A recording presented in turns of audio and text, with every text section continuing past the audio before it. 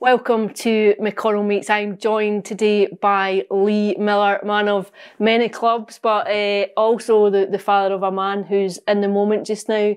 Just talk us through how proud you must be of the impact that Lennon has made. It's funny you say you refer to him as a man.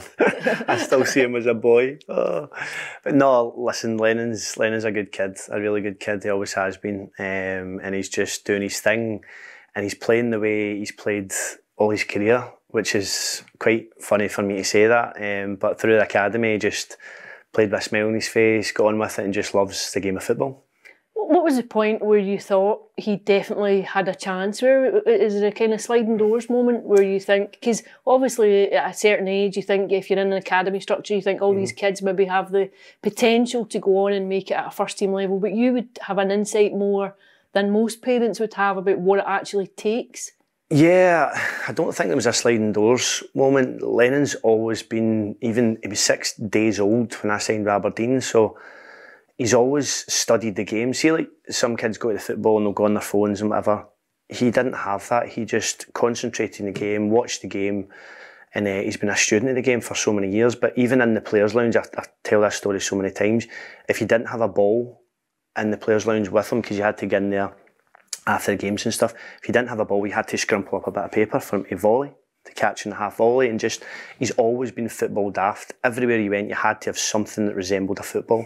So in terms of sliding doors moment, no, not really, because he's always just been constantly at it, constantly practicing. He still, to this day, walks about the house and he'll kick the ball off the wall and stuff like that, and he'll mess about with the football with his wee brother. So no, it's not that aspect of it. He's been in different environments than me, been at so many clubs, and I've been allowed, I've been really fortunate to have so many good managers that's allowed him to come in and kind of experience environments, suss out the good eggs from the bad eggs, as they say, and that's probably stood him in good stead, getting into a first team environment, getting into a first team dressing room. He understands how a dressing room works, because it can be a really hostile environment to go into, especially as an academy player as well. But Lennon's been lucky enough to go into a kind of Motherwell set up where they'll respect him, they'll understand how good he is, but he doesn't boast about it or anything like that. He's kind of level-headed and just does his thing, really. Do you feel as though like so much of it is about mentality, having the right mentality, rather than, obviously talent is a huge part of it, having all the attributes required to go and make the grade at a professional level, but do you feel as though it's his mentality that's been just as important? Yeah, 100%. Like, I'll look at how he conducts himself and stuff, and I always have done. And I think it sometimes goes down to how you're brought up and how you're kind of, the values you're taught and stuff when you're growing up. And he's a good support network around about him that's been really important. But I think away from it, all these players in the academies, they can all play football. But I think the other side of that is how they conduct themselves and how they approach games and how they approach the lead up to games and how they get themselves fully focused and ready to play, but play with freedom and be relaxed on the pitch. I think that's really important. But no, all round he's just a good kid, and like holds himself really high and knows how good he is, but doesn't like show off in terms of that. The humility. Yeah. Because obviously he was a boy that people spoke about from a fairly young age, that people were quite excited about from a fairly young age. And you've seen all that. I mean, you would have known that in your own career, and you know, you hear names mentioned at youth team level who never quite fulfil the promise. Was that ever a fear for you? No, because listen, I've been there and done it, albeit I was at Falkirk coming through, and I kind of wanted to start my journey in terms of playing as many first team games as possible and then kind of try and build up and kick on for there. And I think Lennon's probably took that on board. I've not drilled it into him, but he knows, like, he had a pathway there to get to the first team, and it was always said, listen, there is a pathway at Motherwell. Because he started at Celtic, didn't really like him when he was young. He was 5 years old, 5, 6 years old, and kind of was coming in after school and wasn't really enjoying it, and it was possibly too serious for that age with him. And I think it's important because you look at so many different players, they've all got their own pathways.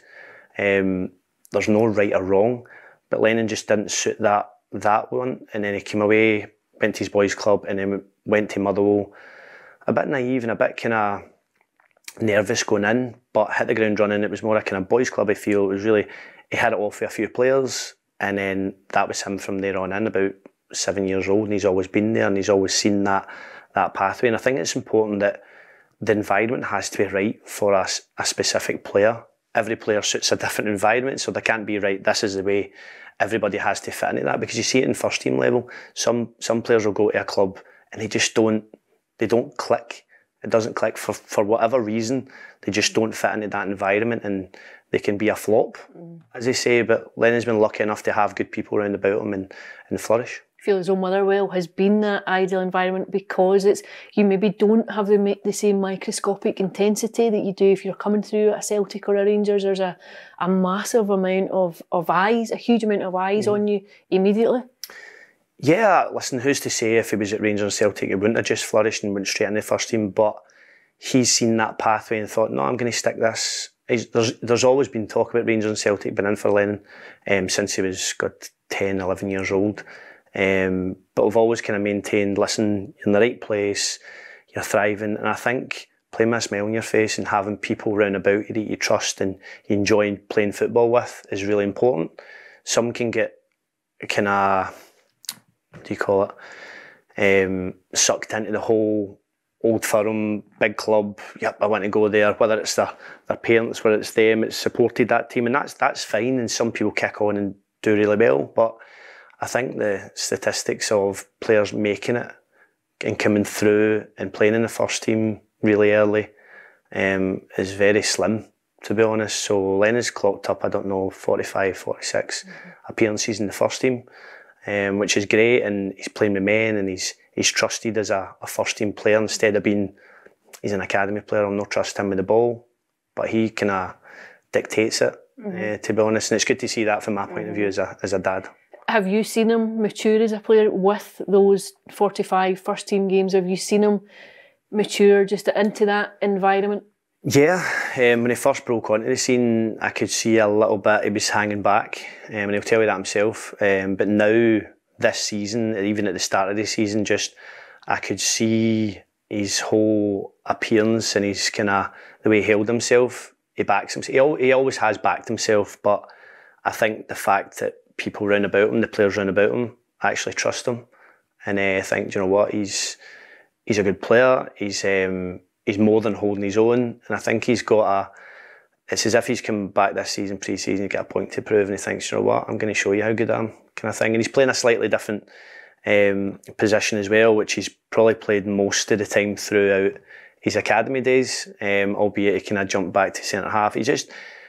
I'd like him to try all the different positions, and he's good at the other positions as well. Probably best at sitting, dictating play, but he likes to get forward and he wants to add his goals and assist his game as well, which is good. Has he moved into the first team dressing room yet? He has, yeah, he has. And Glenn he'll just adjust and just get on with it, kind of thing. But no, I've no qualms with that at all in terms of last season. He was still in the youth dressing room and that. I fully respect Stuart Kettleway and understand why he done that, because I think players can get, not that Lennon would, but can get carried away a little bit and can get sucked up in that environment. It's a hostile environment, the first team dressing room, and you can get especially when you think you're 17. Exactly. You're feeling as a man. He is a young man, but I just see him as a boy. There's still a fragility at that age, of course. When you're going in. I think obviously being in first team environments and dressing rooms myself has stood him in good stead for getting in there, and I know a few of the boys as well, and they understand who he is as a person and away from the side of who he is as a player. You mentioned there that even as a kid he'd been linked with moves to Celtic and Rangers switching academy. Obviously, as gossip kind of tends to happen when you have players who are performing at elite level and you can identify them, but it's maybe a different kettle of fish then when you're doing it at first team level, and that chat becomes a bit more public and there's greater intensity around it, such as we've seen a wee bit in January, but certainly over the summer. How did he handle that, and what was your advice to him during that time? Because I imagine it could have the potential to be quite unsettling. Yeah, that's the thing. he's not interested in going anywhere else just now in terms of he wants to rack up as many games as possible. Yeah, that time will probably come, and he wants to play at the highest level, Lennon, but I get through different scenarios with him all the time and think, what if this happened? What if this could happen in different situations? And he's got ambition. He's got massive ambition. He wants to be a Scotland internationalist. He wants to play at the highest level, and the way he's going just now, he will do that, but there's no rush. There's no rush for that, and he understands that as well. But no, I just give him advice, just play football. Just go out and play and let your football do the talking. And what will be, and things happen for a reason. I strongly believe in that, and he's just level-headed, just doing what he's doing and showing everybody what a good player he is. Do you sometimes think that second season can be the hardest when you've made your breakthrough season? Sometimes that second season can be a wee bit tougher? Yeah, I think so as well, because you put demands on yourself. He always has put demands on himself. But it's just good to, the fact we'll speak about every game and talk through the good bits, the bad bits, and agree, disagree and whatever. And he's got that in myself, and he's got a good support network. I think that's so important, that you're not just going, you were brilliant, because there's times that he wasn't, and he'll beat himself up about things. Well, potentially we watch the game back and different things, and it's always different when you see it on a screen than it is when you're playing in it. There's times that he'll come away from a game and he'll say, I was poor, I was rubbish, and then you reflect on it. And I think it's important you reflect on the good games and the bad games, and just chat about things, and then after it you're in a better place. What's the difference for you? Obviously you played at a professional level, and then you're watching someone follow in your footsteps at that level. Is it harder almost watching someone else make the journey? I am a terrible spectator. I get so nervous watching Lennon. I don't know why. Because obviously you can't do anything, you can't influence, and sometimes I'm just like, I want to speak to him when he's on the pitch and just say, listen, just relax or whatever. My wife will tell you I'm terrible to sit with, terrible, because I'll kind of kick every ball, header every ball, and try and buy a free kick for him. But no, it is difficult. I love it. I absolutely love it. Seeing him doing what he's always wanted to do is play professional football, and he just wants to show everybody what a good player is and play at the highest level. It's not, obviously the money comes with that and the different bits and bobs come along with that, but he just wants to play football at the highest level, hopefully eventually, but he's enjoying the experience so far.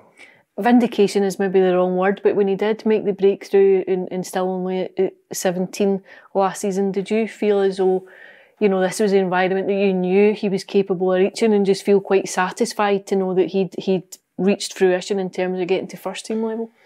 Yeah, because you see so many players, they're all told, oh, you've got a pathway, and sometimes it just doesn't work. There's a change of manager, a change of structure in the academy, setups and stuff like that, and they don't make it. I've seen so many players that should have made it that just go off the rails a little bit, and they get to a crossroads and they go with their mates and different things like that. But he's always had that kind of focus and determination and drive to actually just go and play football and not change at all. Yeah, you have to adapt to situations, but what I said at the start, like, he's playing the way he played throughout the academy, which is amazing to see, because you see so many players go into an environment and totally change the way they are as a person and as a player. But he's just done that, and hopefully long may it continue. Does it feel weird to be out and about with your boy and people start to recognise him and ask for him? You're Lennon Miller's dad instead of in Lima. It's funny, it is funny, because there was the odd week a few weeks back I got asked for an autograph, and I went,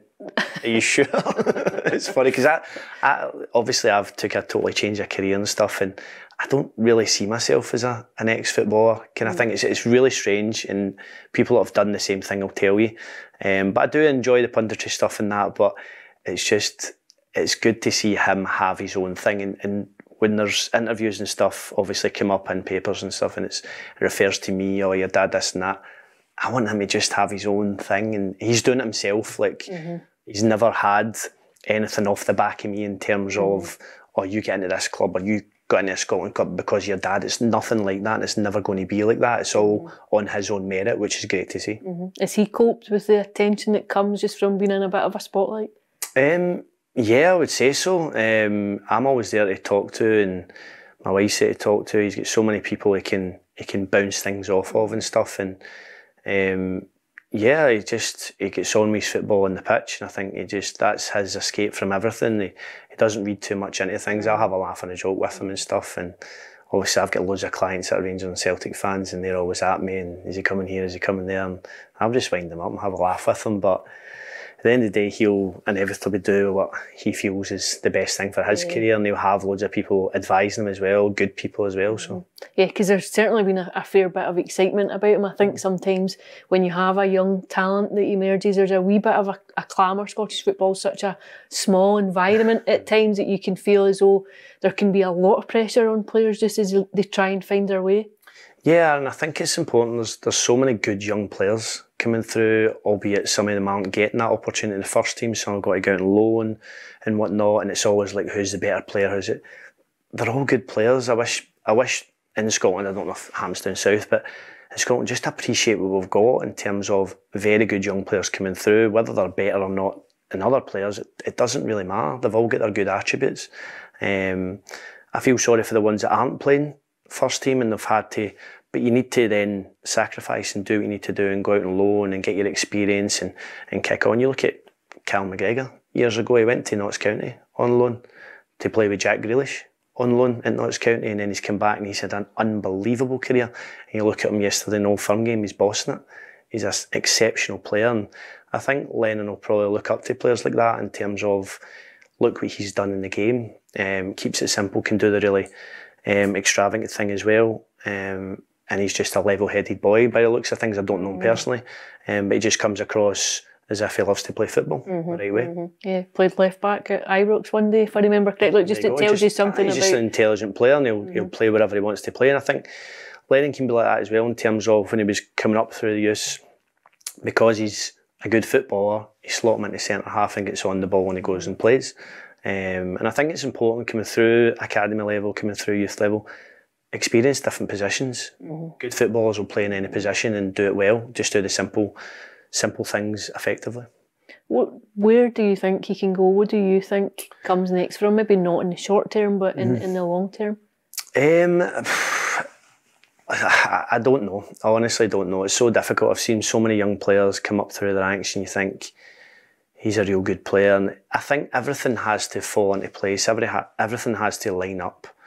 Whether it's a development plan in terms of a club coming in and saying, listen, this is what we see for you.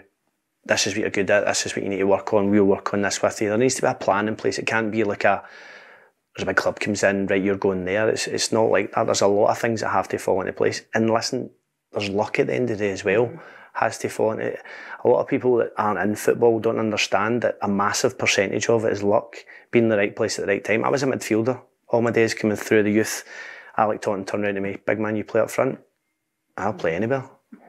Played up front and I made a career out of it. A decent enough career. So things can change within football. So he's enjoying his time at Motherwell just now. He's enjoying playing. So long may that continue and see where he ends up. Is that is the biggest factor for you, the fact that wherever his next move may be, he's got to be playing? Yeah, 100%. I think, listen, everybody, like I said, everybody's got their own pathway and there's not one size fits all. You could go down, you can play 23s down. So that's the thing he doesn't want to do. He doesn't want to go down and not be a first team player. Go somewhere and play in the 23s, whether it's reserves or whatever, or coming through, then going into first team. He's a kind of recognised first team player now, albeit he's really young. He doesn't want to then take that step back, kind of thing. He wants to go in a first team environment because he believes in himself and he believes what he's doing is right and he can handle himself in that first team role. If you'd one bit of advice to impart to him now, what is it now that he's made that initial step in the first team environment? I just think in football the balance has to be right in terms of don't get too high, don't get too low, and he's kind of got that. He beats himself up a little bit. He's his biggest critic in terms of he'll think he didn't have that good a game, but I think he's managing to kind of level it out a wee bit, and he can't get too high and too low. Football's a as a roller coaster ride. And I think if you can control your emotions and be as calm as you can be, then you've won a watch. Obviously a very different landscape culturally from what it would have been when you came through in terms of social media and the amplification of things and all the noise that goes around it, and for players maybe just they don't really have the same level of protection from criticism, from speculation, that you're hyper aware maybe of quite a lot of noise round about you. How has he coped with that element of it, particularly when, like that, as you're saying, some people are coming in and saying, is he going to Celtic, is he going to Rangers? And yeah, I think just because he's had it for so long, he's always been linked with kind of other clubs, he just kind of switches off. Again, I'll go back to, like, he's got a good support network round about him. He doesn't go out, he's just chilled. He's pretty chilled about it all, and I'll wind him up and have a laugh about it with him, and that kind of takes the edge off it a little bit. But I don't think you can read too much into all the kind of stuff that's said on social media. There's so much nonsense that's on that. I find it really funny, actually, and we'll just have a laugh about it. But no, he knows where he wants to be, and will hopefully, the way he's going, and long may that continue. He's playing well, and he started the season really well, so he's got the world at his feet. There was a notable moment last season. I think he'd already made an impact before it, but that game against Celtic, and he set up the goal, and Brendan Rodgers had a wee word in his ear just at full time. It's maybe more notable because it's presented in front of a bigger audience, but in those kind of moments within games and after games, how important were they for him, just in terms of just feeling a wee bit at ease in a first team? It's funny you say that. Like, Brendan Rodgers did a word, he just said, well done. It's not like everybody blows it up and says, oh God, he said, oh, that was brilliant, you should come out. It's like things like that, again, in the social media, they get magnified, they get blown up, but to do that in a game with that magnitude at Fir Park, and it was great to see him actually showcase that. Again, he's like, it just is what it is kind of thing. It's just happened. It was off the cuff. But he can't get carried away with that. He can't get carried away with one moment. He had a decent game within that game, but everybody will remember that one turn. And I've seen him doing it so many times, so I'm kind of used to it. But to do it in that stage was great. But he'll never get carried away with things like that. I wouldn't allow him to. He wouldn't anyway, but I wouldn't allow him to get carried away and get big-headed or anything like that. So no, he's in a good place in terms of that environment. Brilliant. Well, we wish him all the best, and thank you so much, Lee, for joining us, and thank you for watching, and thank you for listening.